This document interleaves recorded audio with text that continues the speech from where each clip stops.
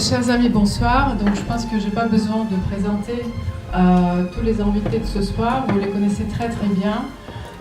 Notre thème d'aujourd'hui, c'est comment sauver la diplomatie dans les conditions actuelles. Donc Russie, Ukraine, France. Pourquoi la diplomatie? Donc, comme j'ai dit la dernière fois, le corps diplomatique en France a été supprimé par le décret le week-end de Pâques, donc entre les deux tours de la présidentielle.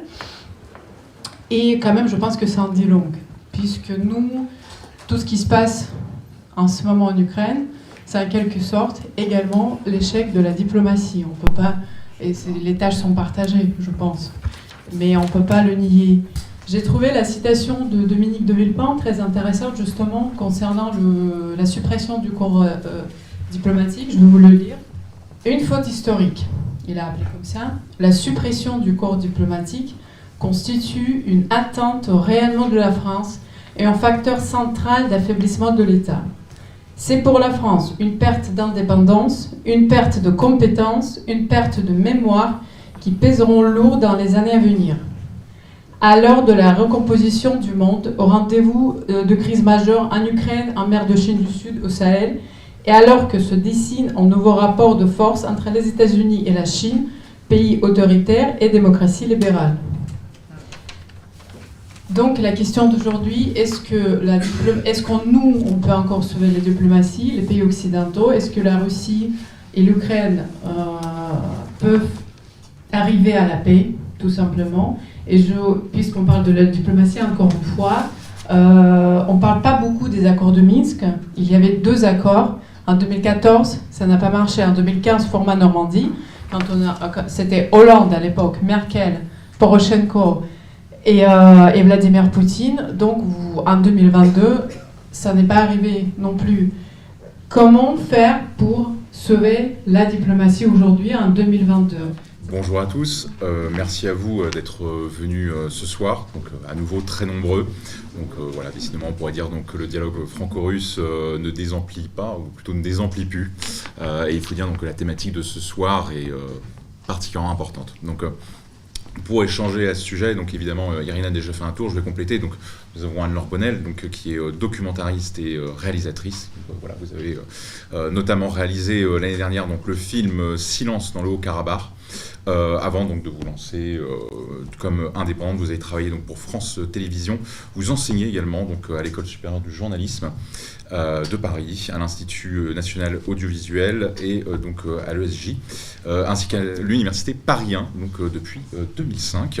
2007, pardon. 2005, d'accord. Donc précision assez importante parce qu'effectivement c'est un poste qui pourrait... En ce moment, c'est très important. C'est oui. ça, parce qu'effectivement c'est un poste qui pourrait ne pas être renouvelé.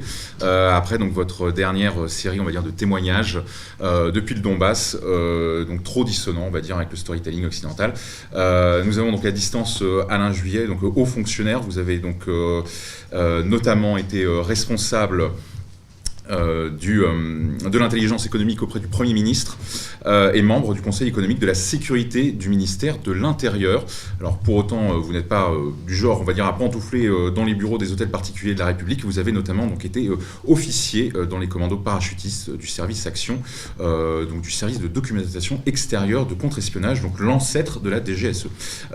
Pierre Laurin, enfin, spécialiste donc de l'Ukraine, de la Russie et du monstre post-soviétique. Vous avez notamment été l'auteur de la biographie de Mikhail Gorbatchev. Je dis notamment car vous avez aussi écrit une biographie donc, sur Vladimir Poutine, paru aux éditions du Rocher en l'an 2000. Donc, Vladimir Poutine venait d'être élu. Vous êtes donc journaliste de carrière. Vous avez enseigné donc, à l'Institut pratique du journalisme de Paris. Vous êtes également auteur de L'Ukraine, une histoire entre 2 destins, paru en 2019 aux éditions Bartilla. Donc, qui a été actualisé l'année dernière. Donc un panel de choix donc, pour tenter de répondre à cette question qui vous a tous fait venir ici ce soir, qui est donc comment sauver le soldat diplomatie. Alors peut-être que pour certains d'entre nous, en France du moins, où nous n'avons pas subi les affres, on va dire, de la guerre depuis près de 80 ans. Ce mot peut sonner conceptuel en quelque sorte.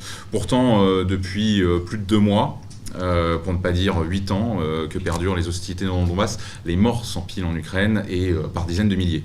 Alors clairement, le sujet de la diplomatie est important. Je sors moi-même de ma réserve journalistique pour souligner cette importance, l'importance du discours qu'on va tenir ce soir, dans le sens où il est non seulement capital, parce que devenu trop rare, mais parce que il est vital pour les Ukrainiens, les habitants du Donbass et accessoirement toutes les victimes collatérales, dont je fais partie vu que je suis en train de perdre mon boulot. Donc jusqu'à présent, on ne peut pas dire que les chefs d'État se soient précipités pour se poser en médiateur. On a eu Israël, on a eu la Turquie en mars. Quant aux Occidentaux, qui peut encore affirmer qu'il ne soit pas co-belligérant? Que dire de la France qui n'a pas respecté, comme l'a accusé Moscou en publiant des câbles diplomatiques il y a quelques mois, donc ne pas avoir respecté, on va dire, sa signature dans les accords de Minsk, en ne poussant pas Kiev à les appliquer, accords dont elle n'a pas voulu entendre parler. Que dire de la France, dont le président s'est enorgueilli de garder contact avec Vladimir Poutine et qui, en même temps, livre des armes à l'Ukraine. Alors, je ne suis pas diplomate, mais cette posture sera-t-elle encore tenable lorsque les canons César que nous livrons à l'Ukraine tueront des soldats russes? Les Russes, donc nos compétiteurs, comme les désigne à la façon start-up le chef d'état-major des armées françaises. Alors, n'en déplaise à certains, alors pas nécessairement dans cette salle, nous ne sommes pas là pour dire si certains méritent plus que d'autres les obus qu'ils se prennent sur le coin du nez. Je m'incline devant toutes les victimes, déclariez-vous, Anne-Laure Bonnel, lors d'une interview au tout début du conflit. Pour ceux qui n'auraient pas vu vos interviews, votre mantra est de dénoncer la guerre et toutes ses horreurs, cette boucherie, cette sauvagerie, là encore pour reprendre vos mots, dont vous avez été témoin à de nombreuses reprises au cours de votre carrière. Alors, vous qui aujourd'hui apparaissez coupable, donc aux yeux de vos pairs, qui ne quittent pas leur salle de rédaction ou leur salon à l'heure du télétravail, vous êtes donc visiblement coupable d'avoir des propos qui, je cite, collent avec l'argument des autorités russes, pour citer un célèbre site de fact-checking, comme on dit aujourd'hui. Alors, Anne-Laure Bonnel, à vous l'honneur, comment arrête-t-on l'escalade? Donc c'est une vaste question qu'on aurait dû se poser depuis déjà de nombreuses années, depuis les accords de Minsk, mais je pense qu'on va, et c'est certain, revenir là-dessus tout au long de cette rencontre, depuis 2014 notamment. Là, pour l'instant, on assiste tout de même à une escalade et une surenchère médiatique qui n'est pas propre à l'apaisement. Donc, c'est peut-être le premier élément en tant que professionnel de l'image que je noterais, c'est on jette de l'huile sur le feu et on travaille l'opinion publique dans un sens qui ne mène pas au dialogue. Ensuite, à mes yeux, et ça je pense que M. Juillet sera plus à même de s'exprimer, mais peut-être que cesser la surenchère et les provocations, notamment en regard de l'entrée de l'OTAN, de la Finlande, etc., serait déjà un premier pas. Ce n'est pas en armant l'Ukraine et donc en créant un conflit mondialisé que la diplomatie pourra fonctionner. Ces aspects-là que je viens d'introduire, à mes yeux, et je ne suis pas là pour légitimer ou pas ce qui se passe depuis le 24 février en Ukraine, en tout cas, est une forme d'humiliation pour la Russie et entrave toute forme de dialogue. Alors, les points qu'on va évoquer ce soir, c'est le non-respect des accords de Minsk, un armement malgré les injonctions de la Russie, un armement massif de la part aujourd'hui de la communauté internationale. Moi, je vais commencer, je ne vais pas être très positive ni optimiste. J'ai le sentiment que ça va de plus en plus mal et je suis assez inquiète pour la suite. Alors, donc la diplomatie, il ne s'agit pas ici ce soir de la juger, mais de la sauver. Elle est très, très, très mal en point. Et voilà, espérons en tout cas que ce débat portera quelques fruits pour ceux qui sont présents et ceux qui auront l'opportunité d'entendre cet échange. Mais malheureusement, je je suis très pessimiste. Alors si je peux me permettre, sur la question de l'armement, pour moi c'est le premier élément après la médiatisation et la surenchère de provocation sur lequel je me permettrai de revenir. Je pense que M. Juillet serait très pertinent à ce sujet, donc je prends votre place de modérateur, pardonnez-moi, pour lui céder la parole. Je vous remercie. Moi, je ferai, si vous voulez, en écoutant ce que vous disiez, madame, personnellement, je pense qu'on a déjà un énorme problème. Lorsqu'on veut parler, aussi bien d'ailleurs de négociation, de paix ou autre chose, il faut déjà commencer par sortir, essayer de s'évader ou de s'extraire de cette surenchère médiatique à laquelle nous assistons de tous les côtés, et qui est, à mon avis, caractéristique d'une guerre que nous n'avons jamais connue jusqu'à maintenant, puisque c'est une guerre totale dans laquelle il n'y a pas uniquement que l'aspect militaire ou l'aspect des pauvres civils, mais il y a également l'armement, l'approvisionnement en armement qui fait que le rapport de force évolue, si vous voulez, au-delà du coefficient d'attrition de la guerre, il évolue autrement. Mais à côté de ça, vous avez aussi les mesures économiques, les mesures de cyberattaques dans tous les sens, les cyberattaques dans tous les sens, et vous avez, et avec tout ce que ça comporte, et les aides qui sont apportées par les uns ou par les autres. Vous voyez, pour vous donner un exemple, par exemple, quand Elon Musk met à disposition ses satellites Starlink, parce que ça permet comme ça aux Ukrainiens d'avoir des liaisons téléphoniques où qu'ils soient, qui marchent bien, mieux qu'en France, il faut le dire, alors que nous sommes dans un pays en guerre. On voit que le problème n'est pas un problème uniquement ukrainien, c'est un problème qui est devenu un problème global, en tout cas au niveau des Occidentaux. Et ça, c'est le premier point. Donc une surenchère médiatique considérable qui fausse la réalité par rapport à ce qui se passe vraiment. Parce qu'il y a des choses qui se passent, avec des choses bonnes et mauvaises des deux côtés, et malheureusement, il est quasiment impossible de les regarder en face.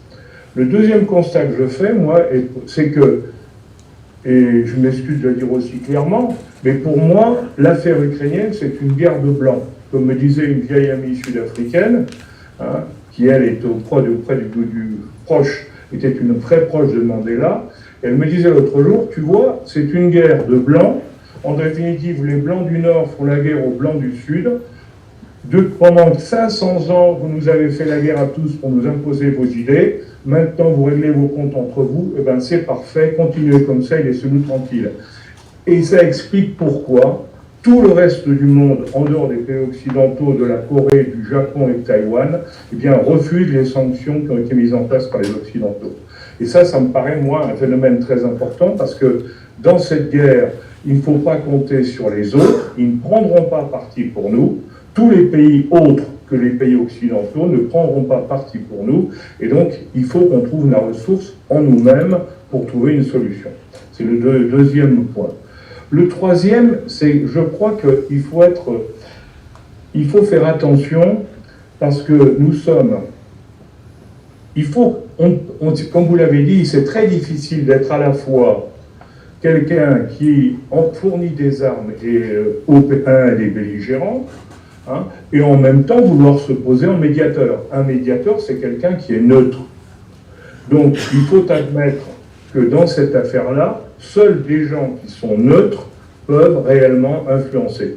Le président de la République française, quand il a été voir le président Poutine au début de la guerre, il pouvait être médiateur parce qu'à l'époque, les Français n'avaient rien fait, ou du moins n'avaient pas officiellement soutenu l'effort ukrainien. Mais maintenant que nous fournissons des armes et on va jusqu'à des canons César, il est évident qu'à ce moment-là, on n'est plus crédible comme médiateur puisqu'on a pris parti d'un côté. Et donc, il va falloir, pour faire évoluer les choses, il faut qu'on trouve de véritables médiateurs. Et là, je reprendrai ce que disait le président Lula, l'ancien président brésilien, il disait récemment, ce qui est frappant en ce qui concerne l'Ukraine, c'est que la guerre de communication est menée par le président de l'Ukraine, en l'occurrence M. Zelensky. Bon, on peut en penser ce qu'on veut, bien sûr, mais il faut reconnaître qu'il est un formidable communicant.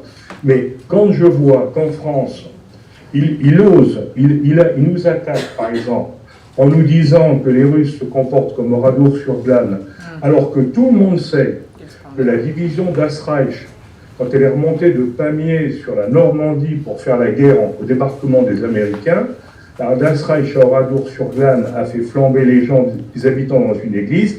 Dans cette division, le général Lammerding, dans son procès, a bien précisé qu'il y avait 95% d'Ukrainiens dans cette division et 5% d'Alsaciens enrôlés de force.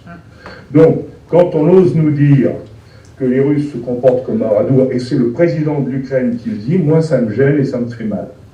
Et je pense que là, c'est ce que je vous disais tout à l'heure, on est dans un dépassement, une exagération générale, et il faut arrêter ça. Comment l'arrêter?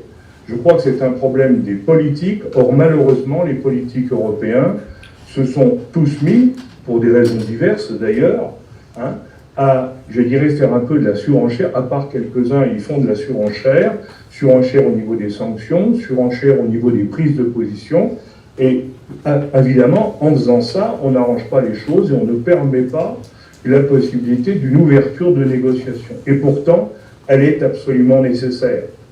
Parce que c'est le dernier point que je voulais dire pour commencer, je m'excuse si je suis un peu long, en réalité, on est à quoi aujourd'hui? On est en train, un président Poutine belliciste qui s'est visiblement, qui a sous-estimé la capacité de résistance ukrainienne, il n'y a pas de domaine, mais qui a été poussé à la faute par les Américains. Maintenant, il n'y a plus le moindre doute là-dessus. Même le pape le dit, donc si vous voulez, c'est difficile quand même de ne pas le reconnaître. Et les Américains et l'OTAN ont poussé, en voulant installer l'OTAN en Ukraine, ont poussé à l'autre à faire la guerre, ce qui est évidemment inacceptable, inadmissible, c'est évident, mais il n'empêche qu'aujourd'hui, on se trouve avec deux bellicistes, sachant que les Américains s'imaginent que si on fait une guerre d'usure en Ukraine, souvenez-vous la phrase du président Biden disant « on fournira nous n'irons pas, mais nous fournirons des armes aux Ukrainiens pour qu'ils se battent jusqu'au dernier ». En réalité, nous sommes dans une guerre dans laquelle les Américains, par personne interposée, veulent user la capacité militaire et économique russe pour avoir la paix et pouvoir se consacrer à la Chine, parce que c'est l'objectif américain majeur. Et de l'autre côté, Poutine s'est engagé dans un système où, visiblement, il ne peut pas gagner véritablement. Donc, plutôt que d'avoir un nouvel Afghanistan au nord de l'Europe qui va nous polluer toute l'Europe pendant 20 ans, la seule solution, c'est effectivement d'arriver à la négociation. Et ça, il faut qu'on trouve des hommes de bonne volonté capables de se mettre au milieu pour dire à chacun des participants « arrêtez le massacre ». Vous évoquiez justement la rencontre entre Macron et Zelensky, donc après sa visite à Moscou. Vous avez dit qu'à ce moment-là, la France n'avait rien fait. Alors effectivement, littéralement, est-ce que malheureusement, elle n'avait pas justement trop rien fait, parce qu'on évoquait donc au tout début donc les accords de Minsk, il y en a quand même deux, donc et depuis 2015 la situation n'a pas évolué. Elle a même empiré. Oui, voilà. Il y en avait qui disaient que Kiev n'avait jamais. Parce que n'oubliez quand même pas qu'en 2014, il y avait. Vous savez, il faut se souvenir de Zelensky, avec tant ce qu'il a. Lui, il n'était pas là en 14, je pense que c'est Poroshenko qui a été. Mais quand il y a eu Maïdan. Bon, mais il y a eu ces deux accords successifs dans lesquels on devait reconnaître, il était convenu qu'on devait reconnaître à la partie russophone du Donbass une certaine autonomie parce qu'ils sont spécifiques, et d'une part, c'était un des objectifs, et l'autre, évidemment, c'était de reconnaître aussi qu'il fallait qu'on modère nos appétits militaires sur la zone, pour faire de l'économie, développer l'économie, et là c'était accepté par tout le monde. Bon, qu'est-ce qui s'est passé? Le président Poroshenko, il a interdit la pratique de la langue russe. Donc déjà ça pose un problème. Bon, ensuite il y a eu le président Zelensky, ne l'oublions pas, qui avait été élu sur le thème « Nous allons rapprocher tout le monde et faire la paix ». Parce qu'il l'a présenté comme ça, sa campagne.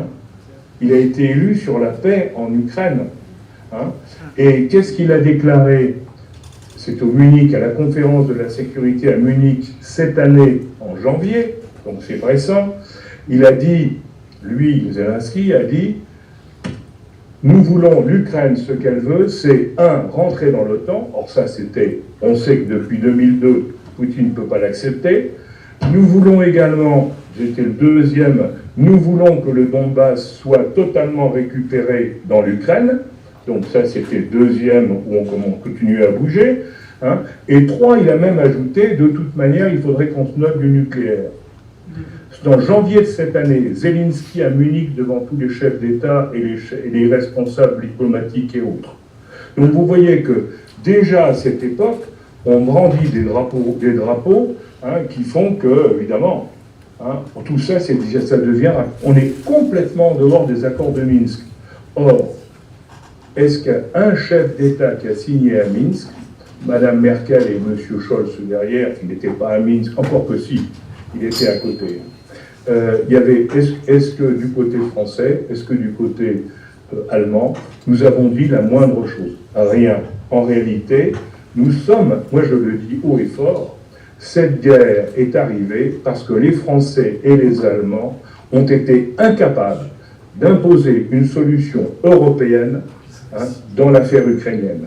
Et du même coup, on a laissé la porte ouverte aux Américains avec l'OTAN pour en profiter et faire ce qui est en train de se passer aujourd'hui, parce que si vous regardez les choses réellement, comme je vous disais, l'OTAN est ressoudée. Sous commandement américain, c'est clair. Réussite totale. On en parlera pour l'industrie de défense française, si vous voulez. Les conséquences.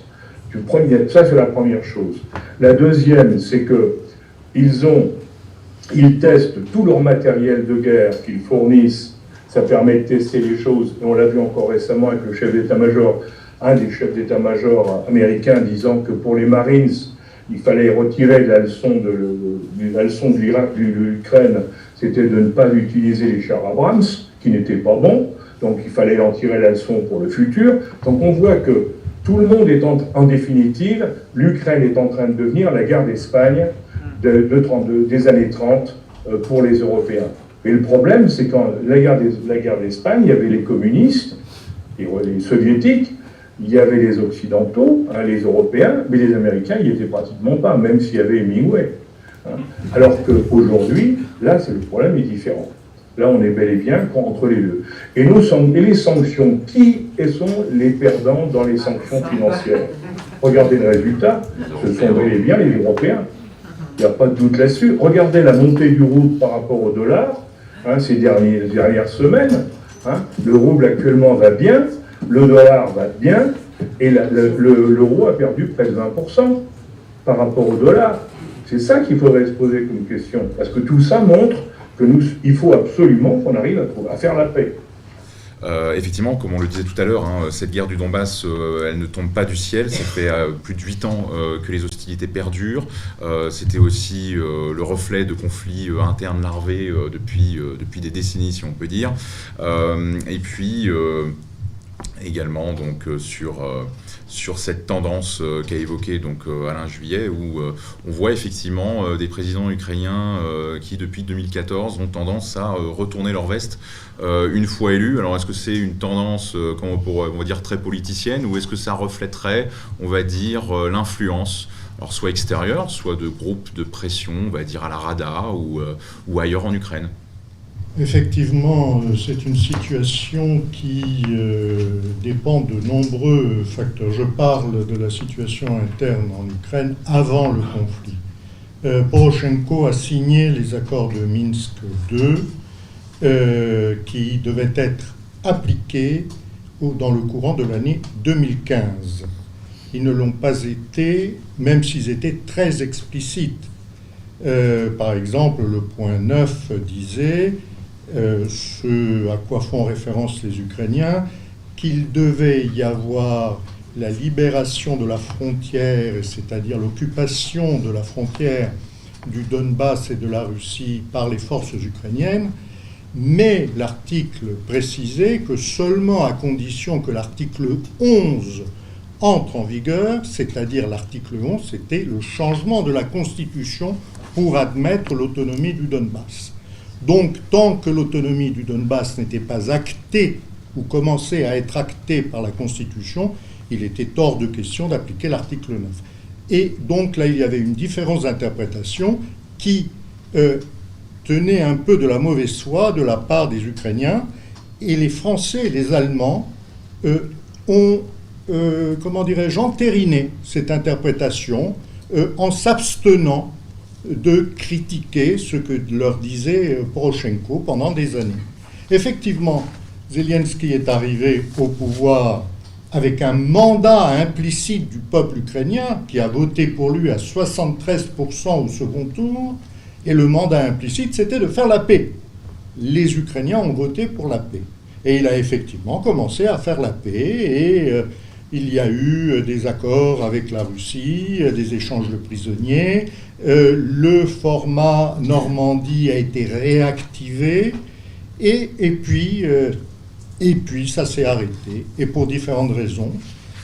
La première, c'est que les oligarques ukrainiens ne tiennent pas à la paix, et les oligarques ukrainiens sont très importants. C'est eux qui mènent la politique du pays.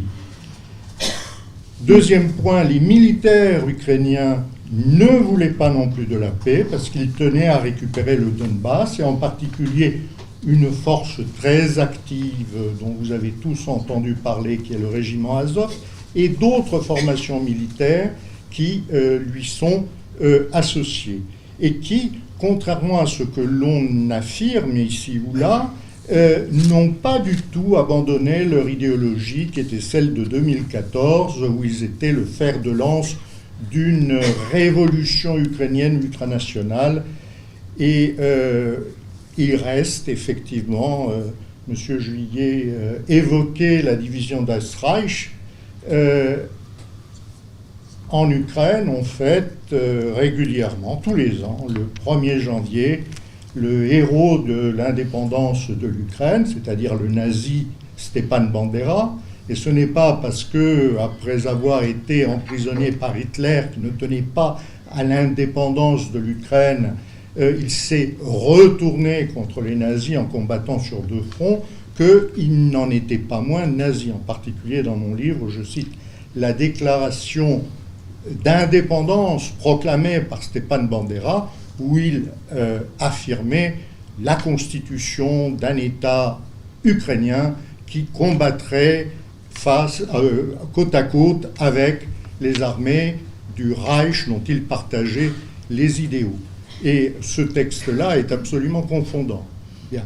Le 28 avril, tous les 28 avril, on célèbre également à Kiev une division qui s'appelle la Waffen-SS Galicina, la division Galicie, composée de volontaires ukrainiens qui sont également des héros de l'indépendance. Curieusement, cette année, le 28 avril, il n'y a pas eu le défilé, les discours traditionnels. Mais si vous regardez sur Internet, vous trouverez l'année dernière ce qui s'était passé et quelles étaient les différentes parties des composants des défilés et des discours qui a été prononcés. Ça, c'est le point, comment dirais-je, crucial en Ukraine. D'un côté, les oligarques, de l'autre côté, l'armée. Et puis, il y a eu un troisième élément. Il se trouve que dans cette période, le président américain Donald Trump a perdu les élections. Et c'est le président Joseph Biden qui a été élu. Or, Biden, c'était un peu le monsieur Ukraine de Barack Obama. Il était tout puissant sous Obama en Ukraine, au point d'obliger Poroshenko à virer son procureur général pour en mettre un autre qui était, disons, moins regardant sur certaines affaires. Et Biden revient comme président, et à partir de ce moment-là, les éléments qui étaient contraires aux accords de Minsk, et Dieu sait s'ils étaient nombreux en Ukraine, ont eu totalement le vent en poupe, et la France et l'Allemagne se sont complètement écrasées. Et voilà pourquoi on est arrivé à cette situation d'impasse où, malgré le fait que la Russie, depuis des mois, criait au loup en disant « Attention, là, ce que vous faites, c'est pas bien, ça contrevient à nos intérêts vitaux, il faudrait que l'on négocions, et à chaque fois, les Occidentaux opposaient une fin de non-recevoir. Et je crois que, évidemment, le choix des armes est le dernier choix qui doit être fait, et je ne parviens pas à admettre qu'on ait déclaré une guerre de la sorte, mais en revanche, l'explication de cette guerre est évidente. Ensuite, il y a un point, c'est que nous sommes aujourd'hui dans une situation inédite du point de vue historique.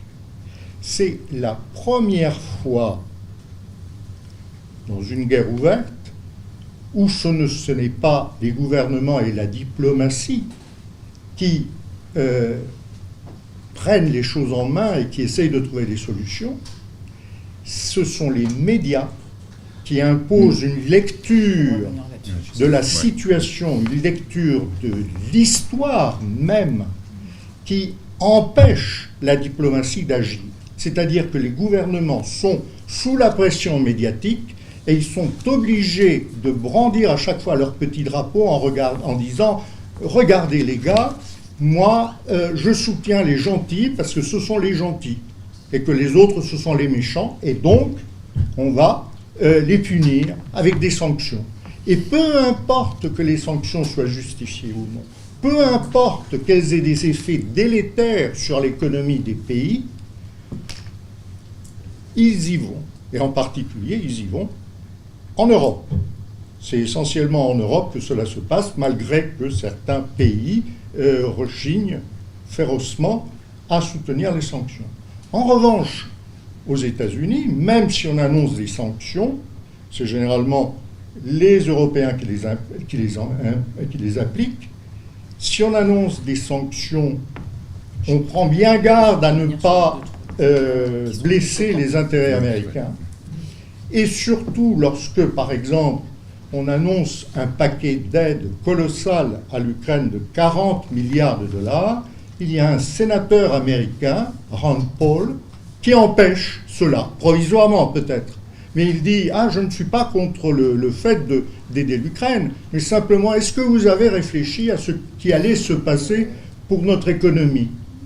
Donc réfléchissons, les gars.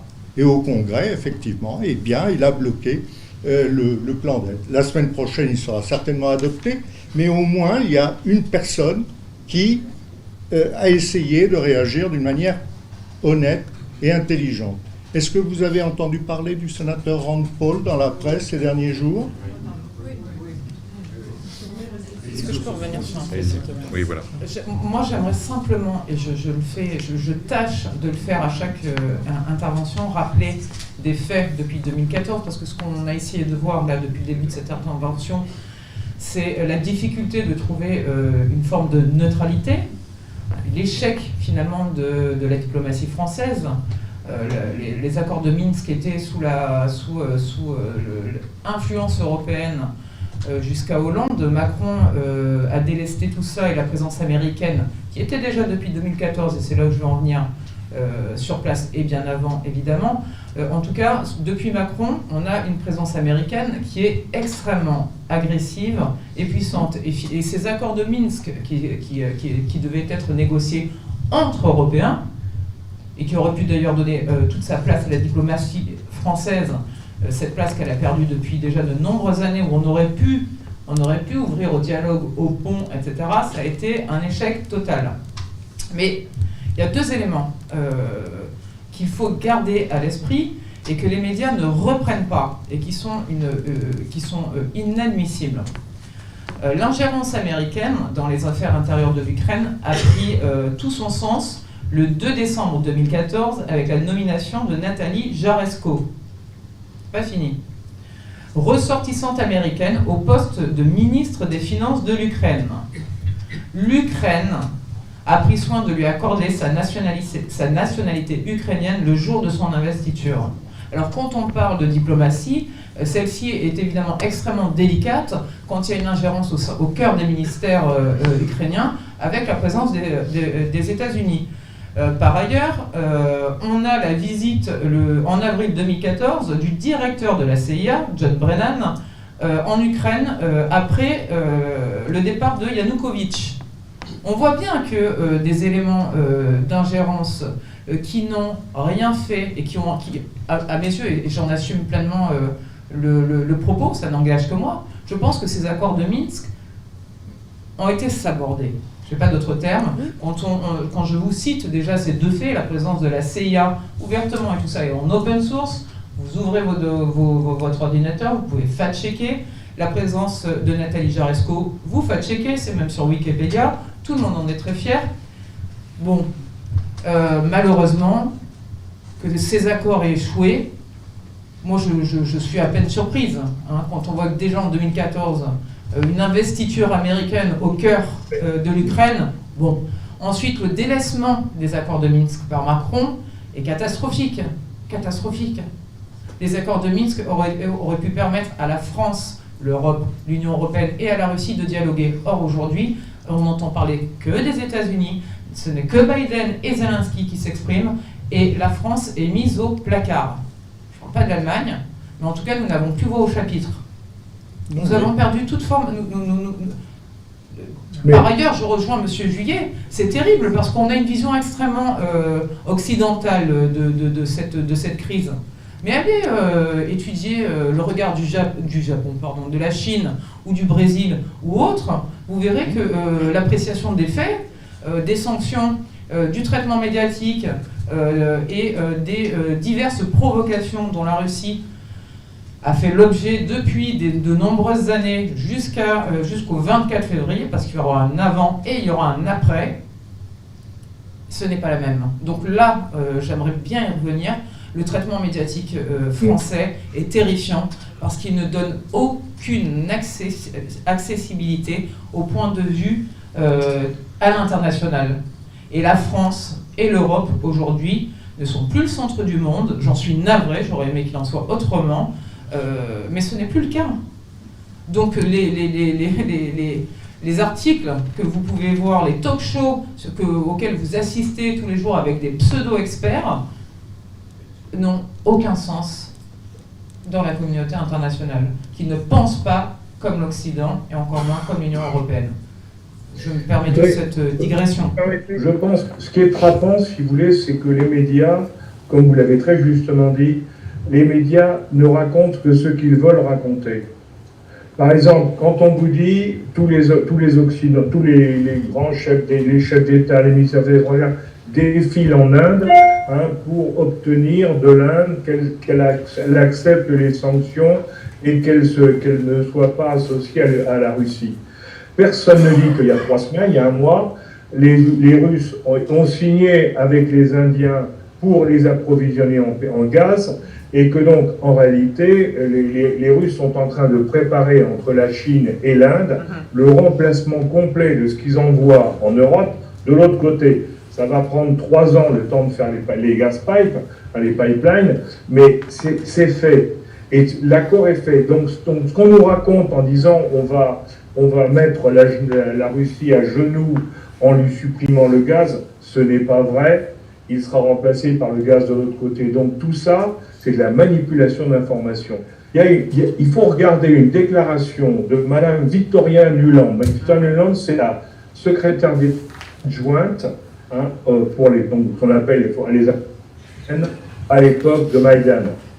Et qu'est-ce qu'elle a déclaré au Congrès il y a 6 mois? Elle a été interviewée, même pas 6 mois, il y a au moment du début de la guerre, excusez-moi. Donc il y a 2 mois et demi, 3 mois. Qu'est-ce qu'elle a déclaré au Congrès, qu'il a interviewé en disant « Mais enfin, Madame Nuland, vous étiez au cœur de ça, qu'est-ce qui s'est passé ?» Elle a eu cette phrase terrible. « On a investi 5 milliards de dollars pour réussir le coup et renverser le gouvernement avec la place Maïdan. » Avec Maïdan. Donc les Américains ont reconnu, la numéro 2 du département d'État américain, a reconnu devant le Congrès américain il y a 3 mois que c'était eux qui avaient fait la révolution de Maïdan pour remplacer le président en place par Poroshenko. Or, le président en place, il était partie prenante de Minsk 1, car il était prévu qu'on allait faire des élections libres dans les 4 ou 6 mois qui allaient suivre, Hein, et c'était ça qui était prévu. Or, qu'est-ce qui s'est passé le lendemain de la signature de Minsk 1?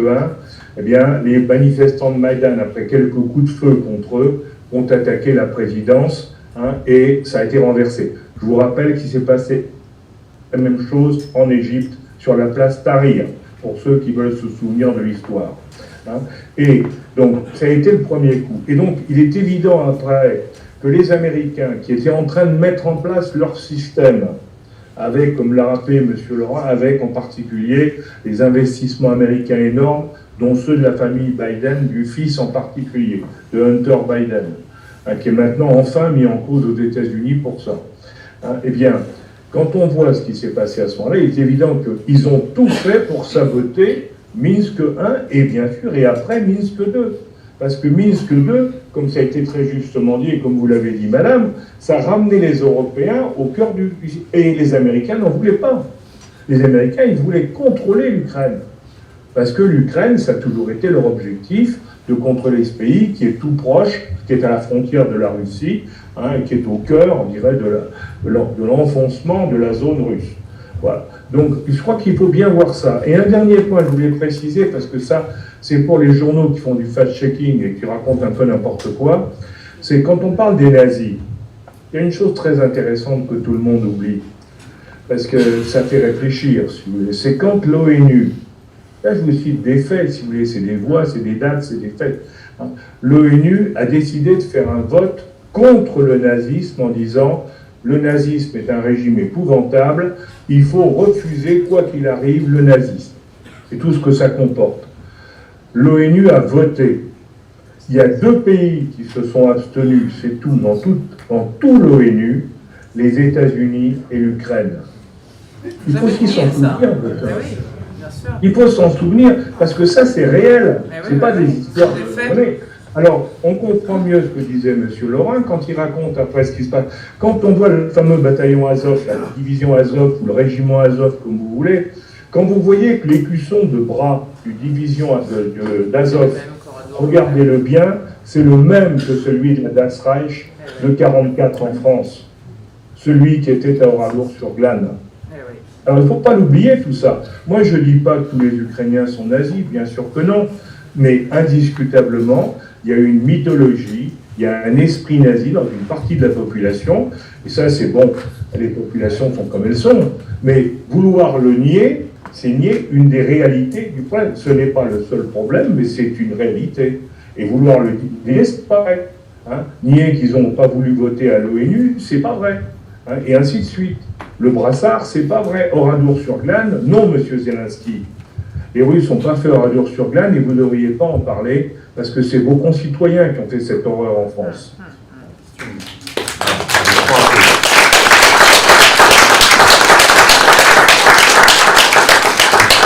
Par rapport à tout ce que vous venez de dire, justement, c'est comment sortir de cette situation. Parce que donc on constate effectivement une Europe qui s'est rangée derrière les États-Unis, qui s'est effacée, ou alors qui fait du lobbying diplomatique. Hein.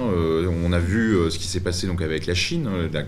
Van der Leyen est allé voir directement si à Pékin il pouvait donc ne pas aider la Russie. Donc il y avait quand même sur ce que vous disiez justement sur cette omniscience qui est omniprésente, on va dire. Il faut informer. Voilà. Le seul moyen, c'est d'informer, réinformer, parce que la presse ne fait pas son travail, et c'est l'opinion publique aujourd'hui qui doit prendre le relais. Ce qui alimente en plus notre problème. Non, mais c'est de l'information. Parce que finalement, on a une vision manichéenne du conflit qui, finalement, au vu de l'ignorance du passé voilà. meurtrière, on en voit aujourd'hui. Donc oui, c'est très difficile, Absolument. mais vous faites partie du changement. Je suis entièrement d'accord, l'ignorance du passé est meurtrière, c'est vrai. Maintenant, que peut-on faire aujourd'hui? La question, c'est que, pour le moment, il est exclu que l'on puisse faire quoi que ce soit. Oui. C'est-à-dire, bon, le message optimiste, c'est que toutes les guerres finissent par la paix. Maintenant, elle arrive plus ou moins tard, et après, peu ou beaucoup ou énormément de souffrances et de catastrophes. Là, nous sommes au début de quelque chose. Il y avait une possibilité d'obtenir une paix acceptable, disons, au début du mois de mars, lorsque les négociations à Istanbul avançaient entre les Ukrainiens et les Russes. Et ce qui était sur la table à cette époque, c'était peut-être la seule solution facile au problème, c'est-à-dire un échange. La neutralité de l'Ukraine, ce que demandait la Russie depuis longtemps, Oui, tout à fait. l'échange ensuite entre l'application des accords de Minsk, c'est-à-dire le Donbass reste ukrainien avec une autonomie, et en échange, l'Ukraine reconnaît que la Crimée est russe. Et ça, c'était sur la table et c'était en train d'avancer. Et c'est là que la surenchère de l'armement, en particulier américain, avec effectivement la déclaration de Biden qui était prêt à se battre, l'Occident allait se battre jusqu'à la mort du dernier Ukrainien, qui a fait que les Ukrainiens ont renoncé parce que, à partir du moment où ils se sentaient soutenus par l'Occident, l'hypothèse de vaincre, de gagner la guerre, devenait acceptable. Et nous en sommes là. Donc, là, aujourd'hui, alors que ce plan pouvait encore être mis en place il y a quelques semaines, aujourd'hui, ce plan n'est plus viable parce que la Russie ne peut plus l'accepter en tant que tel. Il y a eu trop de victimes, trop de morts de part et d'autre, beaucoup trop de souffrances, de destruction. Et là, la solution pour la Russie, c'est d'une certaine manière d'accorder l'indépendance à cette partie de l'Ukraine qui est non seulement russophile et russophone, mais également pour certaines populations russes ethniques, et à terme de l'intégrer à l'intérieur de la Fédération de Russie. Ça, c'est l'optique qui semble être mise en œuvre aujourd'hui par la Russie. Et à partir du moment où, sans aller jusqu'à Odessa, surtout pas sans aller jusqu'à Transnistrie, parce qu'alors là, on s'enlise pour 20 ans dans une guerre inutile.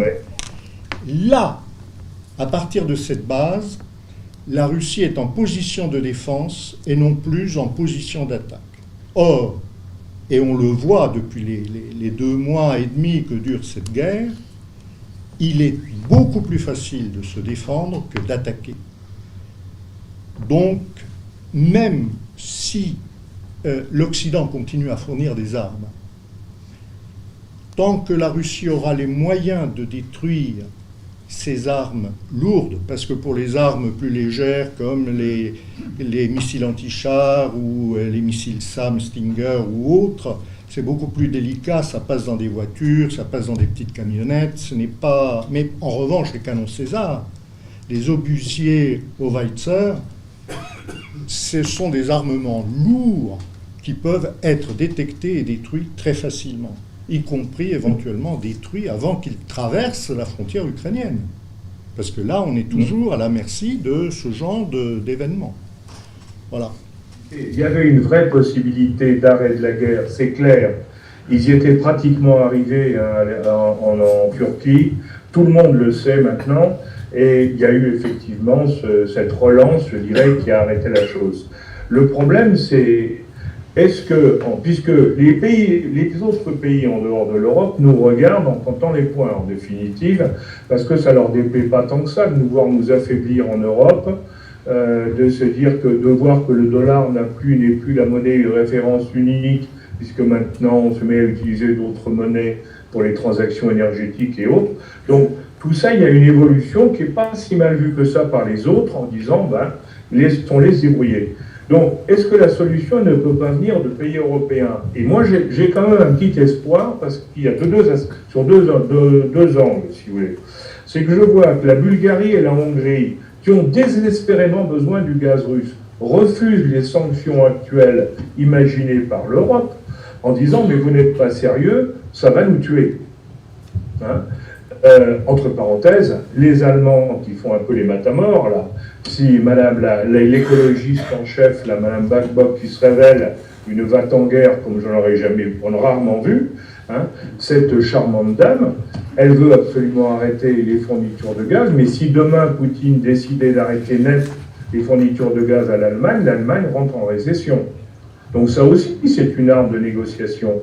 Et que pour le moment, les Russes n'ont pas utilisé, parce que c'est vrai que ça rapporte tellement d'argent que ça finance la guerre en Ukraine. Donc, mais derrière ce problème des sanctions, il y a la réaction italienne qui m'intéresse beaucoup depuis une semaine. C'est les militaires italiens et une partie des politiques commencent à dire on est en train de faire une guerre qui n'est pas la nôtre. Arrêtons de nous laisser entraîner dans une guerre qui n'est pas la nôtre. Si d'autres pays européens pouvaient prendre conscience de ça, alors ils peuvent devenir des médiateurs et aller discuter avec les deux parties. Et je pense que s'il y a le poids effectivement d'une partie de l'Europe, ça fera réfléchir les deux parties. Parce que pour le moment, Zelensky se sent tellement appuyé qu'il continue, bien entendu. Et comme vous l'avez très justement dit, Poutine de l'autre côté, il ne peut pas lâcher non plus. Parce que maintenant, c'est vital pour eux, il faut qu'ils arrivent à conquérir la totalité du Donbass. Hein. Et je suis bien d'accord avec vous, en laissant Odessa libre, parce qu'il faut laisser un accès à la mer à l'Ukraine, sinon on en a effectivement pour 20 ans. Alors justement, pour rebondir sur ce que vous dites sur la prise de conscience, est-ce que justement c'est quelque chose qui peut arriver en France? Alors vous l'avez évoqué pour l'Italie, c'est quand même ce qu'évoquait donc Anne-Laure sur justement cette omniscience qui est assez omniprésente, on va dire en France. On a quand même une vision du conflit qui est très manichéenne et qui résultat alimente effectivement ce problème, parce que paix veut dire des concessions, et lorsqu'on voit on va dire le traitement qui est fait, on se demande si effectivement, même en France, les Français accepteraient en fait d'entendre parler de concessions du côté des Russes. Vous évoquez justement la pression des Occidentaux pour bloquer ou du moins pour encourager les Ukrainiens. Il y a eu la visite de Boris Johnson qui a été assez importante en avril de ce côté-là. Donc on est quand même étonné. Donc alors comment ça se fait qu'on peut aujourd'hui en France, parce qu'on peut comprendre qu'au niveau des politiques il y a un agenda, mais comment ça se fait que dans le cadre des médias, ce soit aussi compliqué d'apporter de la nuance donc dans la couverture médiatique, notamment vous qui en avez fait les frais? Alors, pourquoi c'est assez compliqué? Alors d'une part, je pense qu'il y a une méconnaissance de la part de beaucoup de chroniqueurs de l'histoire en général, de l'accès à l'information et des journalistes qui sont de moins en moins bien formés. Ensuite, il y a un certain suivisme très américain, et j'appuierai peut-être sur quelque chose qui fait mal, mais il y a une forme de censure qui ne dit pas son nom. Aujourd'hui, avoir un débat, ne serait-ce que équilibré, semble extrêmement délicat. Alors, pour tout vous dire, moi j'en ai fait les frais de façon assez drôle finalement. Quand j'étais dans le Donbass, à Donetsk précisément, plusieurs médias français m'ont téléphoné, dont Libération, Le Monde, BFM, j'en passe et d'autres, enfin je ne sais plus, et je les ai filmés.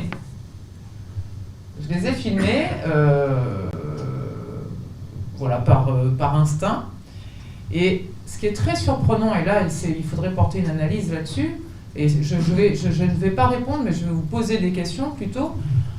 J'ai mené des interviews, j'ai répondu à toutes leurs questions. Ils m'ont demandé des preuves sur des faits qui s'étaient déroulés en 2015. Ils m'ont demandé ce que j'avais vu, je leur ai envoyé des photos, évidemment tout ça est screenshoté, filmé, les pièces jointes, les mails des rédacs. Je n'ai envoyé aucune pièce aux rédactions qui ne m'avaient pas appelé. Je n'ai simplement envoyé des pièces aux journalistes qui se sont adressés à moi. Où là, vous pouvez découvrir le contenu de l'interview qui se passe très bien finalement, avec un échange, etc., assez honnête, équilibré, des questions qui ne semblent pas être des pièges. Je raccroche, ils me demandent donc de leur fournir ces pièces. Je fournis les pièces, et lorsque l'article sort, et j'assume encore une fois, ce n'est qu'un déroulé de discrédit sur ma personne. On ne parlera pas une seule fois de mon film en 2015, hormis pour dire que je fais partie du Front National, ce qui est faux. Je n'ai jamais été encarté nulle part, tout simplement parce que depuis de nombreuses années, il n'y a aucun parti politique français qui me sied.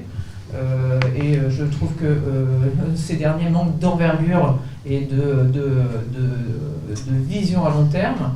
Donc voilà, tout simplement, je ne suis pas encarté. J'attends la bonne personne et j'espère que celle-ci viendra. Deuxièmement, on a essayé de déconstruire un discours de Poroshenko que j'ai fait analyser par un professeur éminent de l'UNESCO. J'ai transmis également cette information à Libération. Il n'y a jamais eu de démenti, ni jamais de droit de réponse. Donc là, cette première expérience, avant de rentrer dans la difficulté de parler du conflit, c'est pas une difficulté, ce sont des mensonges. Non, ce sont des articles à charge qui n'ont rien à voir avec, et heureusement que j'ai les preuves, qui n'ont rien à voir avec les réponses que j'ai fournies et les pièces que j'ai envoyées. C'est de la déformation. Et je vais même pousser la provocation que j'assume. Je leur ai envoyé des preuves de crimes de guerre, parce qu'on vous parle. C'est horrible ce qui se passe. La guerre, c'est une tragédie. C'est insoutenable. Insoutenable. Je leur ai envoyé des images insoutenables que je n'ai pas pu faire passer et qui sont incontestablement de graves crimes de guerre perpétrés par le gouvernement ukrainien à travers des tirs de combat, d'hélicoptères de combat sur la population russophone en mai et juillet 2014. J'ai ces preuves, je leur ai envoyé. D'une part, ils ont rédigé des articles à charge. D'autre part, ils ont menti de A à Z, j'en ai les preuves. Et d'autre part, c'est encore pire, parce que tous ont reçu ces pièces. Ils ont donc couvert, caché ces crimes de guerre. Donc voilà les médias auxquels on a affaire aujourd'hui. Et ça, c'est grave. La réputation, ma réputation personnelle, très honnêtement, je m'en moque totalement. Mais que les accords, la charte de Munich, pardon, ne soient pas respectés, et ce, de façon ouverte et éhontée. Et d'ailleurs, ils n'ont aucune honte, parce que ces vidéos, je les ai mises sur ma chaîne, que je suis en train de travailler justement. Avant, j'étais là un peu éparpillée. Là, du coup, je m'organise davantage pour que le public ait accès à ces preuves. Mais c'est terrifiant. C'est même pas qu'on a une difficulté à évoquer les faits. C'est que là, ces premiers articles ont été mensongers de A à Z. Et ils ont passé sous silence des crimes de guerre. Donc moi, quand j'entends parler des crimes de guerre, il y en a de toutes les guerres. Celui qui croit qu'il y a une guerre propre, c'est d'une grande naïveté. Il faut aller sur le terrain pour savoir que la guerre, c'est une tragédie, c'est une barbarie. Donc les guerres propres, ça n'existe nulle part. Il n'y en a pas, des guerres propres. Il n'y en aura jamais. Jamais. Donc, l'accusation à charge, là, uniquement sur les crimes russes, oui, évidemment qu'il y a des civils qui décèdent, etc., etc., etc. Oui, mais moi j'en ai filmé, documenté et tiré par leur propre gouvernement comme des lapins. Hein. Je joue la provocation parce qu'il faut voir ces images. Elles sont abominables. J'ai des corps, des gens coupés en deux qui s'expriment encore. Coupés en deux. Ils les ont. Le Monde a ces images. Libération a ces images. France Info a ces images. Ils ne vous en ont pas parlé une seule seconde. Alors vous croyez qu'ils vont vous parler des images qui étaient tournées en 2022 ? Voilà. Donc ça, gardez ça à l'esprit. Ils ont les preuves, ils n'en parlent pas, ils vous mentent. Ils vous mentent. Je reviendrai ensuite sur le traitement médiatique de 2022, mais ça, c'est quand même un cas d'école. Et il faut le souligner. Parce qu'ils ont, je le répète, toutes les preuves. Donc là, s'il y a des journalistes divers et variés, je vous renverrai ces pièces. Peut-être que vous ferez correctement votre travail. C'est ça dont l'opinion publique a besoin, et c'est surtout ça dont la diplomatie a besoin, parce que cette manière de surenchérir et de ne pas montrer les différentes facettes d'une guerre qui ne sera jamais propre ne mènera jamais à un dialogue. Pire, provoquera la haine entre les peuples, et ça sur des décennies. Parce que ces gens qui se sont fait tirer dessus n'accepteront jamais que leur sort n'ait pas été réfléchi, pensé, nié. Le pardon n'est pas possible. Comprenez ? Merci beaucoup. On va arriver à la...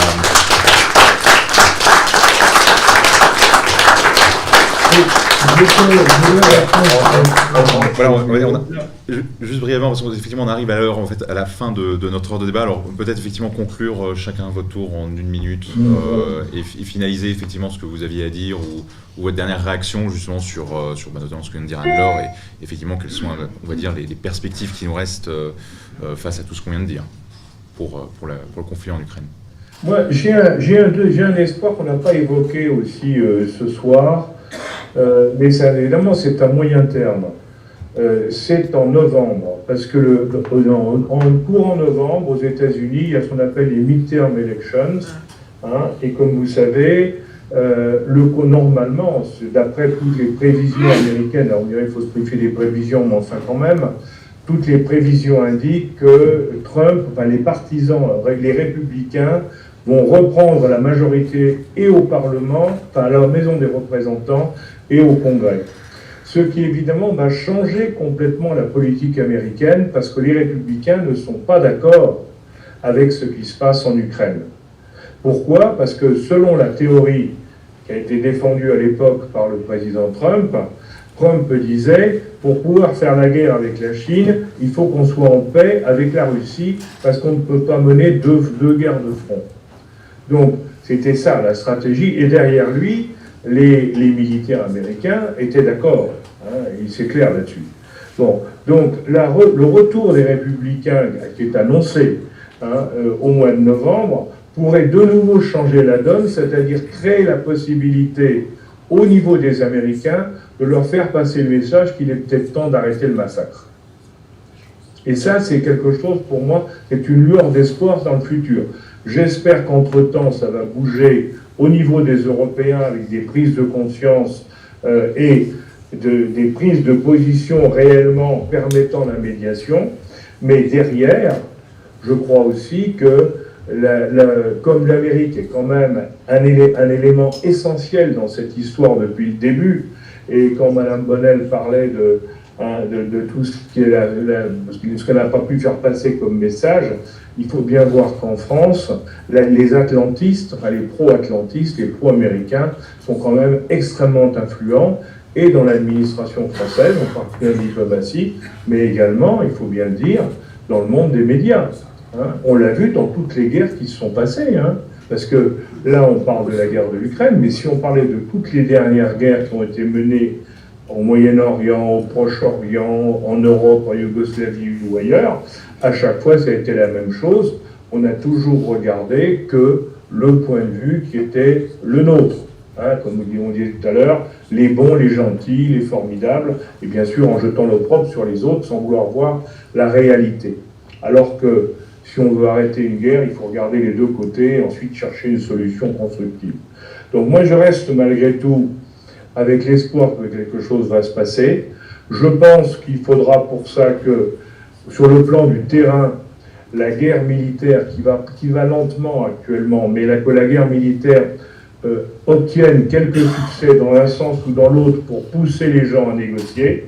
C'est sûr que si dans la poche actuellement autour de Kramatorsk, qui est en train de où une bonne partie, à peu près 60 000 ou 80 000 membres de l'armée ukrainienne sont installés, hein, si effectivement les Russes arrivent à les couper, à les encercler, et que l'armée ukrainienne perd un tiers de son effectif, alors peut-être que l'Ukraine se dira qu'il est temps de négocier. C'est peut-être une solution dans les semaines et les mois qui viennent. Mais sinon, à part ce qu'on a évoqué et ce que je viens de vous dire sur le mi-terme, je suis malheureusement pessimiste. C'est une solution possible, parce que les choses peuvent évoluer du point de vue électoral aux États-Unis, avec en particulier cette affaire de la Cour suprême sur l'avortement. Cela risque de créer certaines difficultés aux républicains On ne sait pas exactement quelle va être l'issue, mais en tout cas, il est fort probable tout de même que les Républicains obtiennent la majorité en novembre. Et c'est en novembre. Oui. C'est ça le problème. C'est long. C'est long. Tout de suite, bien, il risque fort de continuer à avoir le déroulé dans les médias sur les horreurs de la guerre, les crimes de guerre des Russes, encore que aujourd'hui semble-t-il qu'il y ait un article dans Le Monde où on parle de crimes de guerre ukrainiens. Peut-être que c'est une tentative de rééquilibrer les choses, je ne sais pas, mais en tout cas, si l'on parvient effectivement à mettre sur le même pied les horreurs d'un côté et de l'autre, et surtout à faire remonter le début du conflit, non pas au 24 février de cette année, mais pratiquement il y a 8 ans, au mois d'avril et de mai de l'année 2014. C'est ça le véritable début du combat. Hein. Et si l'on met en perspective non seulement les mères, les enfants, les vieillards tués à Mariupol, mais également ceux qui ont été tués par les autres à Donetsk, par exemple, la souffrance est exactement la même, d'un côté comme de l'autre. Mais simplement, il y en a certains qui ont bénéficié du silence des médias, comme le disait Madame Bonnel, pendant 8 ans, et puis les autres qui sont condamnés systématiquement, même lorsque, en définitive, ils n'ont pas fait grand-chose. C'est ça le pire, c'est que, de toute manière, les Russes ont tort. Et ce qui est extraordinaire, je participe peut-être que vous le savez à différents débats sur une chaîne ou sur une autre, ma position est évidemment non seulement minoritaire, mais marginale. Et je suis obligé, pour avancer un argument qui peut contrebalancer un peu ce que mes collègues de plateau disent, je suis obligé de ravaler ma salive pendant des déclarations et des déclarations qui n'ont aucun sens. L'autre jour, on parlait des blessés et des soldats ukrainiens à Mariupol. Et on disait c'est honteux parce qu'on ne soigne pas les blessés, on ne les laisse pas se faire soigner. Mais dans toutes les guerres, lorsqu'il y a un blessé, il se rend et on le soigne. Mais il se rend. S'il ne se rend pas, c'est toujours un belligérant. On va aller le soigner, c'est un belligérant, il va tirer une balle à celui qui vient le soigner. Enfin bon, mais c'est quoi? Quelle est la logique? Mais j'étais obligé de ravaler cela pour pouvoir passer un autre message après, parce que sinon je suis inaudible. Et ça, c'est un problème majeur, parce qu'on n'a pas effectivement un équilibre dans les déclarations que l'on peut faire à la presse. Voilà. Et pour clore ce débat, un dernier mot.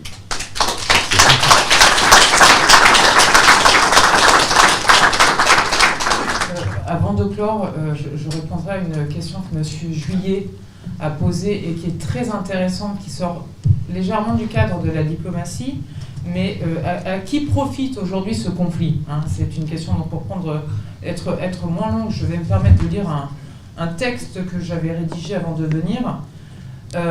Les seuls qui tirent leur épingle du jeu aujourd'hui sont les USA, et l'Europe prend cher, pardonnez-moi d'être un peu cru. Premier point, vente de leur gaz de schiste à l'Europe. Je vous rappelle qu'il y a encore quelques mois, c'était impensable. Ce sont les USA qui ont sauvé l'Europe de ne plus importer de gaz russe, pendant qu'eux continuent d'importer du pétrole russe pour l'agriculture américaine. On marche sur la tête. Deuxième point, premier pays producteur d'armes au monde, ou comment faire tourner l'économie interne, injecter des milliards dans un conflit pour les USA revient à injecter des milliards dans son économie, à créer de l'emploi, à investir dans la recherche, à gagner des marchés. L'image envers sa population patriote est fière, vouloir se donner une nouvelle fois le rôle du sauveur après avoir créé les conditions pour pouvoir intervenir. Voilà. Donc à qui profite aujourd'hui ce conflit? Il ne profite pas, et je ne rentre pas dans les détails de toutes ces boîtes françaises qui ferment leur entreprise en Russie, alors qu'on a encore Burger King ou autre qui continue ses enseignes, etc. N'oublions pas que les pays sous embargo, ce serait bien les embargos, comme prenons l'exemple de l'Iran, hein, vous n'êtes pas sans savoir que les Américains commercent toujours avec l'Iran. Les seuls qui en ont fait les frais, c'est les Français, entre autres. Enfin, pas les seuls, l'Union européenne, parce que nous sommes très souvent les dindons de la farce. Alors, comment arrêter pour une note positive? Une note positive, eh bien, écoutez, il y a quand même des gens de bon sens. Déjà, il y a M. Juillet, que je remercie, M. Laurin. On a M. Védrine, également, qui a toujours éclairé ce conflit avec une forme de distance et de réelle politique. Peut-être que cette neutralité ne passera pas par le gouvernement en place, mais par des voies en parallèle. On a un journaliste, et ils ne sont pas nombreux, mais ils existent, Renaud Girard, qui tente lui aussi d'équilibrer un peu le débat comme il le peut. C'est très délicat. Donc il y a des voix qui mettent en lumière la nécessité de calmer le jeu et de reprendre le dialogue face aux États-Unis. Parce que c'est ça aujourd'hui, hein, c'est les États-Unis qui ont pris la main, et c'est nous, les Européens, qui en paierons les frais, et eux ne mouilleront jamais leur chemise. Moi, je suis tellement blacklisté que je me permets de dire les choses crûment. Voilà. Donc,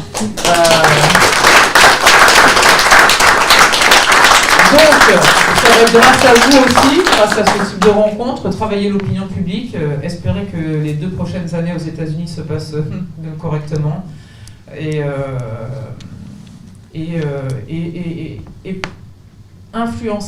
vraiment influencer les médias français. Moi, je ne compte pas sur le gouvernement, hein. Je leur ai envoyé plusieurs lettres qu'ils n'ont jamais lues. Je les ai mises sur mon mur Facebook. Bon, tout était écrit d'avance. Mais il faut y croire. Il faut y croire. Il faut être, nous, des instruments de dialogue et de paix, et ne pas rentrer dans cette surenchère belliqueuse qu'aujourd'hui nous incarnons et qui ne fait pas notre fierté. Voilà.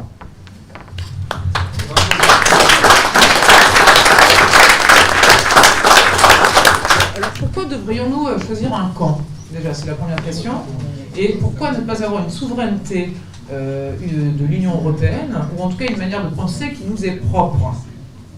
Pourquoi choisir un camp? Moi, je ne prône aucun camp, et je pense qu'autour de cette table, personne ne parle de choisir un camp. Simplement, ce conflit est sur notre continent. Il nous porte préjudice. Nous avions les accords de Minsk en main. Nous aurions pu avoir notre souveraineté et dialoguer avec la Fédération de Russie. Nous ne l'avons pas fait. Maintenant, moi, je ne veux choisir aucun cas, ni les Russes, ni les Américains. J'aimerais bien entendre la voix française. C'est plutôt des enjeux géopolitiques, et un auteur comme Brzezinski le résume très bien dans Le Grand Échiquier. Je vous invite à tous lire cet ouvrage, et je cède la parole à M. Juillet. C'est des enjeux géopolitiques. Malheureusement, je crois que les États-Unis n'ont pas intérêt que le dialogue avec la Russie se fasse. Depuis des décennies, laissons tomber la question de l'Ukraine, qui est pourtant la question du jour. Ça fait des années que ça dure. On a Mitterrand qui avait réfléchi peut-être à la possibilité d'inclure dans l'Union, dans l'Europe, il me semble, l'Union européenne, ou c'était l'OTAN? L'Union européenne, la Russie, et ça avait échoué. Mais il y a eu plusieurs phases de discussion avec la Russie qui ont échoué, et c'est dommage. Mais le traitement médiatique a été toujours anti-russe, ça c'est une évidence. Et comment ça pourra en être autrement quand Arte a été sous contrôle de sécurité pendant plus de 20 ans par M. BHL? C'est que pendant pratiquement, depuis 8 ans en gros, la Russie accordait un grand cas à l'application des accords de Minsk. Et qu'à chaque fois, il se heurtait à la non-application, au refus des Ukrainiens d'avancer, et au fait que la France et l'Allemagne soutenaient implicitement l'Ukraine en ne prenant pas des mesures fermes pour l'inciter.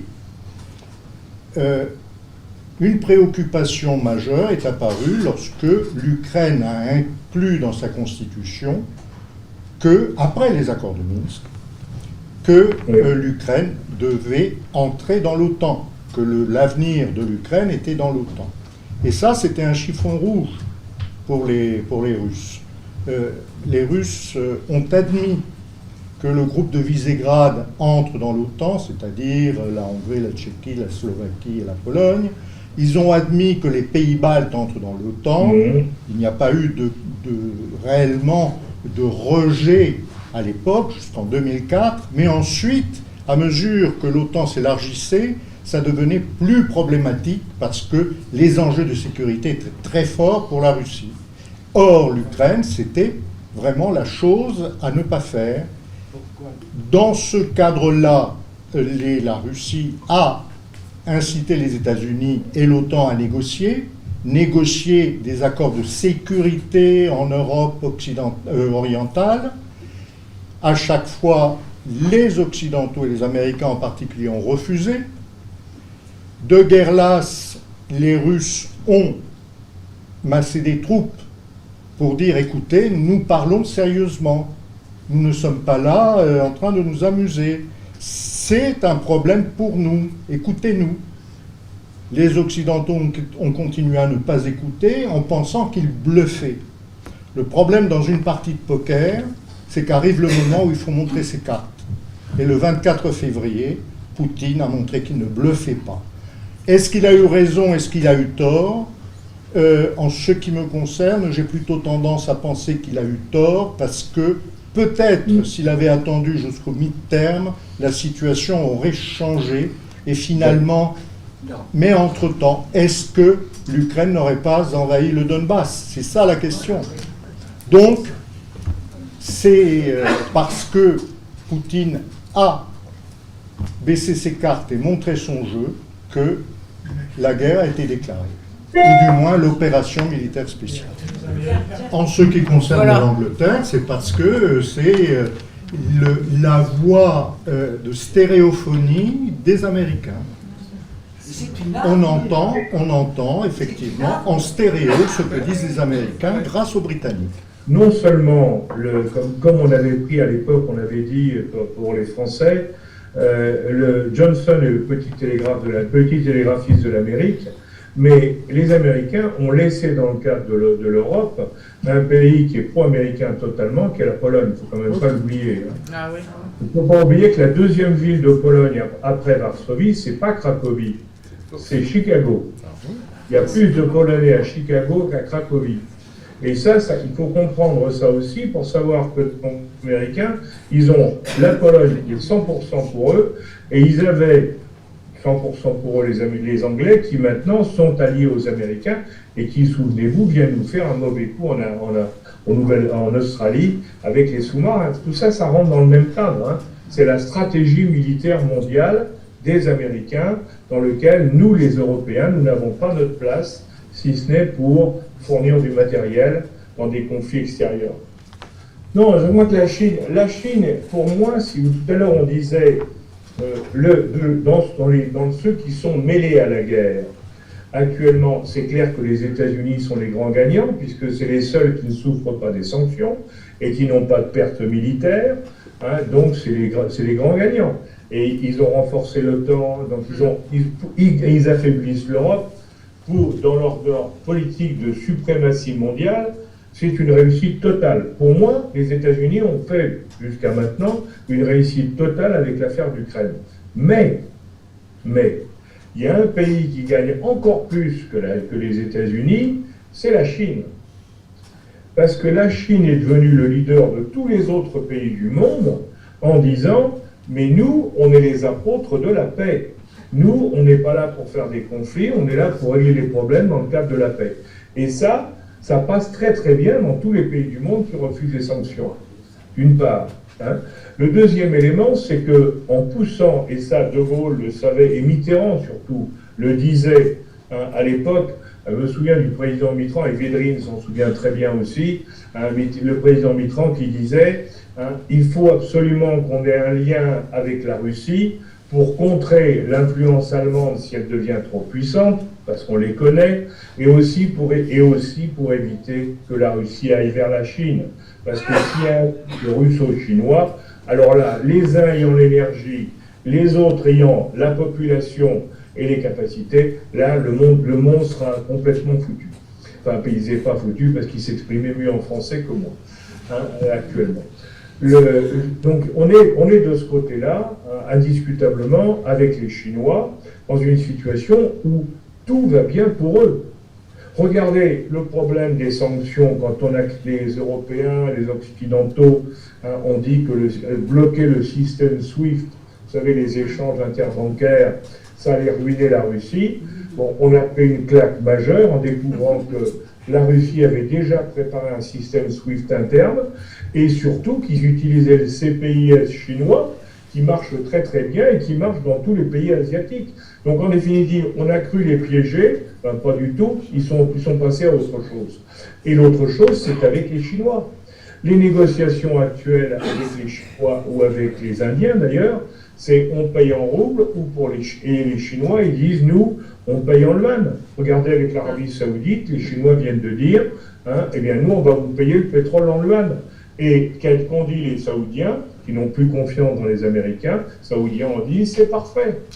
Donc en définitive, les Américains, on peut dire qu'ils ont réussi leur coup actuellement, ils réussissent leur coup, mais il y a un danger à moyen terme, c'est qu'ils sont en train de perdre. Ça, c'est très très grave pour eux, hein, la position du dollar comme monnaie de référence mondiale. Et ça, vous verrez que dans les 10 ans, 15 ans à venir, ça aura des conséquences incalculables. Oui, effectivement, depuis en fait que le président Zelensky a, sous l'influence de ses oligarques, de ses militaires et de ses alliés américains, a tourné kazakh et que l'administration Biden est arrivée aux affaires, il y a eu des livraisons assez importantes d'armes américaines pour équiper l'armée régulière ukrainienne, y compris la garde nationale et les régiments controversés. Mais ça s'est fait au vu et au su de tout le monde, hein, ce n'était pas secret. De même que les conseillers militaires de différents pays, en particulier américains, mais également canadiens, ont formé une partie des cadres de l'armée ukrainienne. Et à ce propos, il y a eu un incident diplomatique qui a été révélé par un grand journal canadien lors d'une cérémonie à laquelle participait le chef d'état-major de l'armée canadienne qui était venu féliciter les officiers ukrainiens qui avaient suivi les séances d'entraînement fournies par l'armée canadienne. Il se trouvait dans la salle des officiers du régiment Azov avec leurs insignes, comme le décrivait M. Juillet, l'emblème avec ce qu'on appelle le Wolfangel, qui était l'insigne de la division d'Astreich. Et les officiels américains, lorsqu'ils ont vu ça, au lieu de se retirer immédiatement, ils ont essayé de faire en sorte que les journalistes et les photographes qui étaient sur place ne diffusent pas les enregistrements et les photos qu'ils avaient prises de ces gens avec des insignes nazis. Et évidemment, ça fait un scandale au Canada, mais ça n'a pas eu de grandes répercussions. C'était à l'automne dernier. Dans les manuels d'histoire, pour revenir à la Seconde Guerre mondiale, il fut un temps où on reconnaissait tout de même que les pertes russes étaient les plus importantes, entre 26 et 28 millions de morts. Aujourd'hui, c'est totalement oublié des manuels d'histoire. C'est vrai. Qu'est-ce qui s'est passé? Je n'ai pas les capacités pour répondre, je ne sais pas. Ensuite, qu'il y ait une baisse du niveau, oui, de l'enseignement. C'est une évidence. Je ne sais pas non plus ce qui s'est passé, je n'ai pas les... Il y a un événement peut-être où il y a... Alors bon, certains pensent à la post-68, mais ça me semble un peu léger. Est-ce qu'il y a un manque de financement aussi dans les ministères de l'Éducation, un nivellement par le bas? Oui, alors ce qui est bon, moi pour rebondir, je ne sais pas ce qui s'est passé au niveau de l'histoire, mais il n'y a pas que l'histoire, il y a les maths aussi, hein, c'est terrible. Mais ce que je sais, en tout cas dont j'ai fait les frais, c'est que certains journalistes m'appelaient et je leur disais je suis à Donetsk. Alors attendez, c'est où Donetsk? Et donc ils vous parlent d'un conflit dont ils ignorent. Mais attendez, mais le Donbass, mais c'est Lugansk, c'est quoi? Enfin, donc il y a les journalistes eux-mêmes. Là c'est encore plus inquiétant parce que bon, nos enfants, on va essayer de les éduquer nous-mêmes, voilà, parce que c'est la dernière solution. Aujourd'hui en tout cas. Mais ce qui est plus grave, c'est l'ignorance des journalistes. Combien de fois j'ai vu écrire dans des papiers Donbass, D-O-M-B-A-S-S. Vous voyez bien, donc les gens s'expriment sur des sujets dont ils ignorent tout. Et c'est ça la catastrophe. Dont ils ignorent tout. Certains étaient convaincus que cette crise et cette guerre liée à l'offensive avait commencé le 24 février 2022. Donc on a un nivellement par le bas général. Peut-être que moi on pense dans les médias mieux c'est, je ne sais pas moi. Vous savez que dans le plan Marshall, il y avait une petite, on en parle peu, mais au cinéma. Voilà. Ouais. On a ouvert alors qu'on avait une restriction, enfin une obligation de diffusion de films français de 80%, et on nous a imposé dans le plan Marshall l'ouverture à la distribution du cinéma américain. C'est là que Pathé pouf s'est cassé la figure, etc., etc. Parce qu'on sait que, alors voilà, bon ça je pense que tout le monde ici est au courant, l'image est un soft power très puissant. Et puis non seulement l'image est un soft power très puissant, mais ce qui est également un soft power très puissant, c'est la capacité d'imposer l'oubli.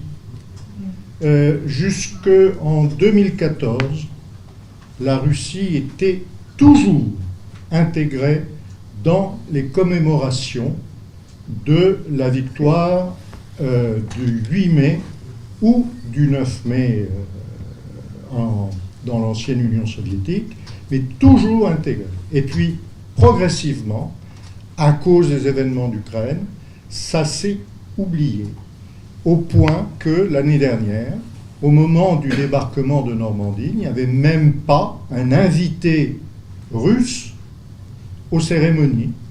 On a oublié d'inviter un représentant de la Russie avec un pays, donc, qui, enfin, c'est l'ensemble soviétique, qui a perdu au minimum, parce que le chiffre de 27 millions est controversé, mais au minimum 20 millions de morts.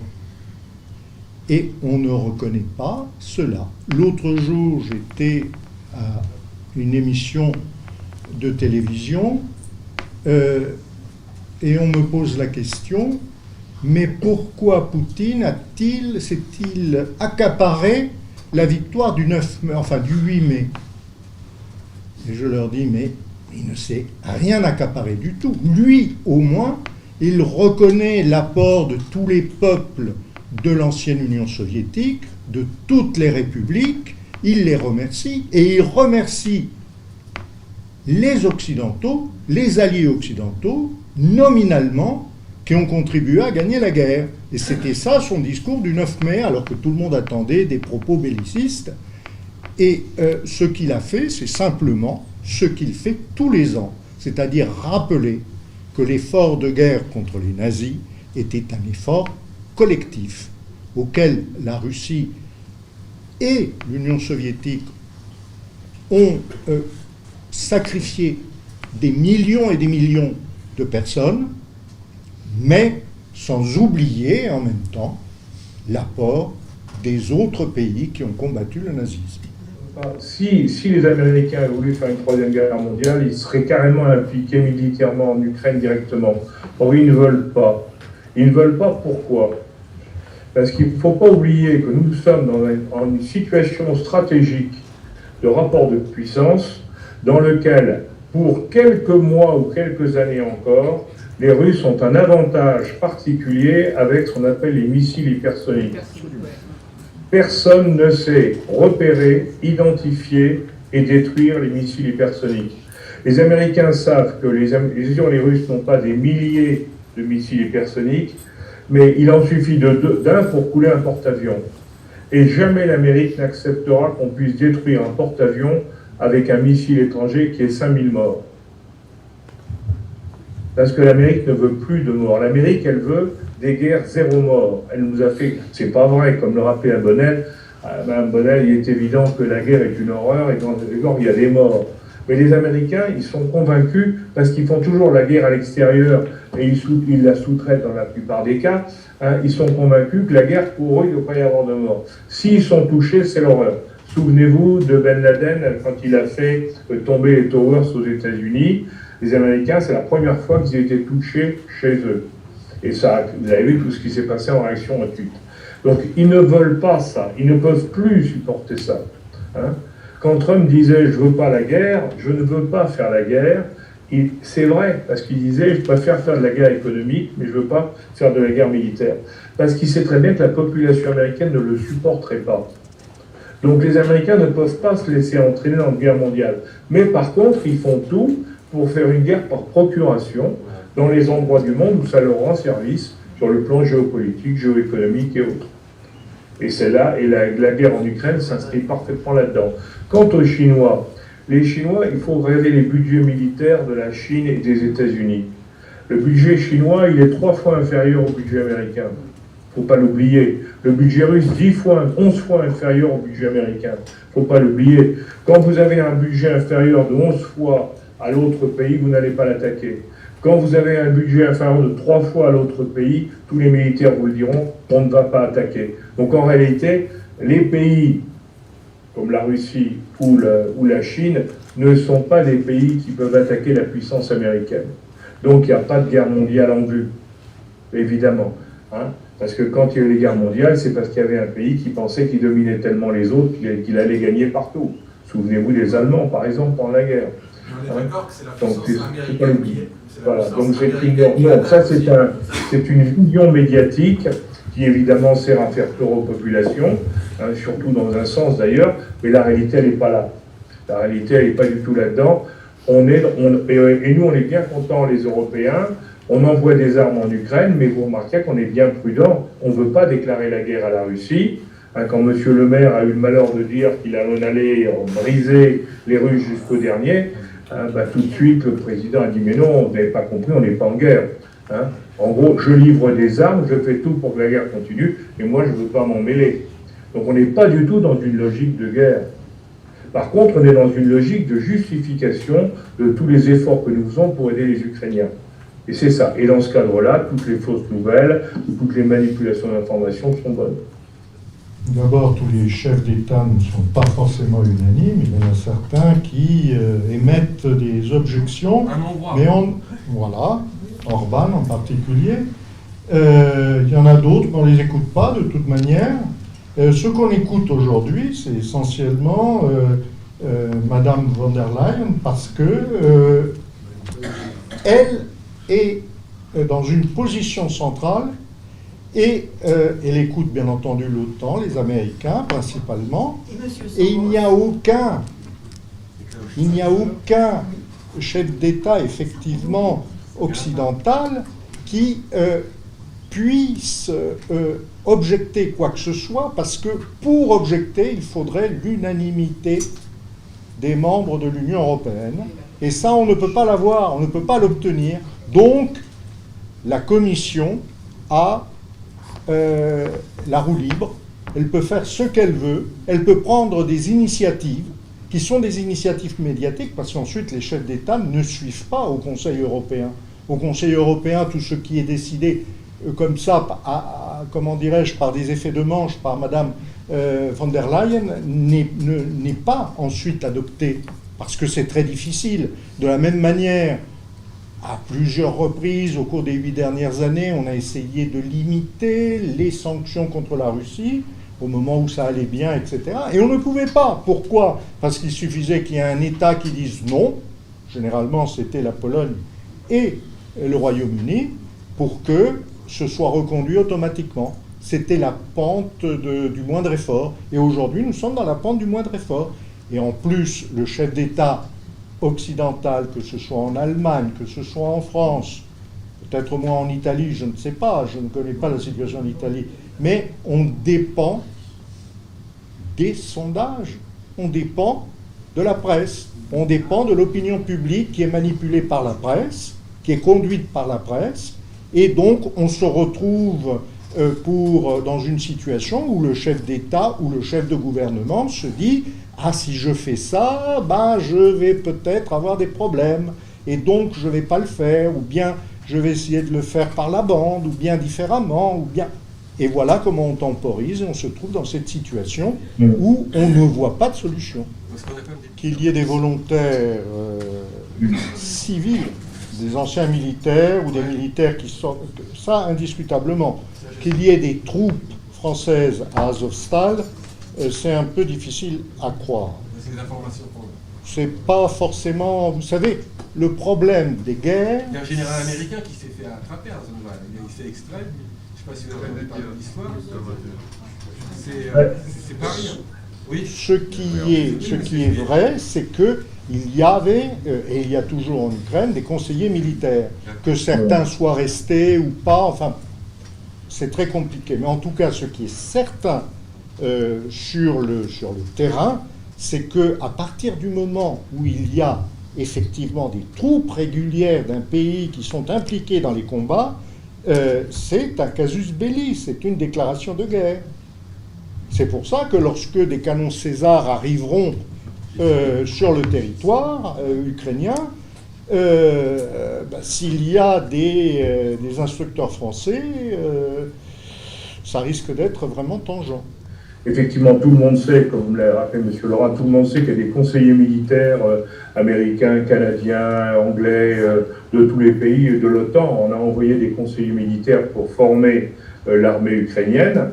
Il y a effectivement un bruit qui court que le bataillon Azov, auprès du bataillon Azov, il y avait des conseillers américains et français, c'est une rumeur qui court, et qui seraient donc dans l'usine.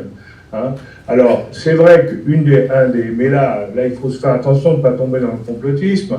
Hein. On dit que si Poutine a donné instruction de ne pas éliminer complètement les Ukrainiens qui se battent dans l'usine de la division Azov, c'est qu'ils veulent les prendre vivants. Pourquoi? Pour deux raisons. D'abord pour les montrer torse nu, parce qu'on verra des tatouages, hein, et que quand même il sera difficile de dire que le gars qui a une croix gammée, c'est pas quand même un gars qui est quand même d'une certaine tendance idéologique. Et puis derrière, la deuxième chose, c'est s'il y en a, de prendre les étrangers qui sont avec. Parce qu'évidemment, si les Russes pouvaient montrer des conseillers militaires étrangers arrêtés dans le cadre de la prise de l'usine, hein, et bien évidemment, ça aurait un impact au niveau international. Pas pour nous, parce qu'on serait bien obligé, les Européens, de reconnaître qu'il y a des gens de chez nous qui servent de conseillers, mais par contre, au niveau du reste du monde dans lequel on dit qu'on est propre et blanc, là, ça serait catastrophique. Donc ça serait une catastrophe pour l'image des Européens au niveau du reste du monde. Ça, c'est très clair. Hein. Merci à nos trois débatteurs, donc Anne Bonnet, Alain Fouquet, Laurent. Merci à vous d'être venus si nombreux aujourd'hui. Et donc, je rends la parole à Irina. Merci beaucoup, merci Alain Juillet. Je sais que c'est un peu difficile parce que vous ne me voyez pas tous. Attendez, je vais vous voir. Vous voyez, la salle est pleine. Ils ont tous écouté avec beaucoup d'attention. Ça fait des années qu'on fait le débat ici, ça fait des semaines dans des conditions actuelles. Chaque fois, ça nous ramène à la même conclusion. Il y a le problème du traitement médiatique. Peu importe ce qu'on se dit, peu importe le sujet, toujours, ça revient au même. C'est les médias, la presse, qu'est-ce qui se passe. Merci beaucoup à tout le monde.